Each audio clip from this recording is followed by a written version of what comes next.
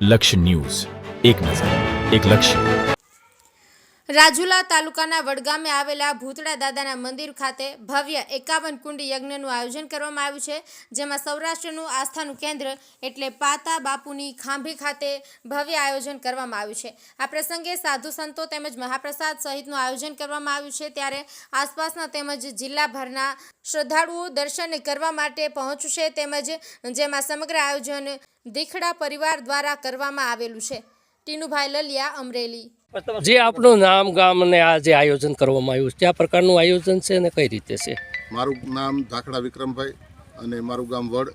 અમારા રાજુલા તાલુકાના વડ ગામે અમારા જે સુરાપુરા પાતાબાપુ છે, અહીંયા યજ્ઞનું મોટું આયોજન છે અને 51 કુંડી યજ્ઞ છે. અમારા એટલા વિસ્તારમાં ક્યાંય 51 કુંડી યજ્ઞ થયો નથી, પણ પહેલી વાર 51 કુંડી યજ્ઞનું આયોજન છે.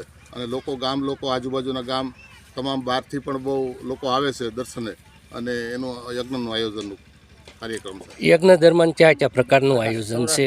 બસ 3 દિવસનું છે. તારીખ 11, 12 અને 13, 11મો મહિનો, અને સંતો માતાજીઓ બધા પધારશે અને હોમાત્મક બહુ મોટી વિશાળ જગ્યામાં થાય, અને એટલી વાડીમાં ટૂંકમાં યજ્ઞ છે અને પબ્લિક એટલું બધું બહુ આવવાનું છે. ઓકે સાહેબ. મારું નામ મનુભાઈ વાલાભાઈ ધાખડા, મારું ગામ વડ. અહીંયા પાતા બાપુની ત્યાં અમારે બહુ દૂર દૂરથી માનતાઓ આવે છે. પછી અહીંયા વિષ્ણુ યજ્ઞ છે 51 કુંડી, એમાં સૌરાષ્ટ્રના તમામ સંતો મહંતો પધારવાના છે, તમામ માતાજીઓ પધારવાના છે, અને ગામ ધોવાડા બંધ 3 દિવસ છે, અને બહુ મોટી વિશાળમાં બહારથી પણ પબ્લિક આવવાની છે. જે આપનું નામ? રાજાભાઈ લખુભાઈ બેતપરિયા, ગામ વડ. અહીંયા અમારે પાતા બાપુની ત્યાં ઓલા પાછળ યજ્ઞ રાખેલો છે 51 કુંડી.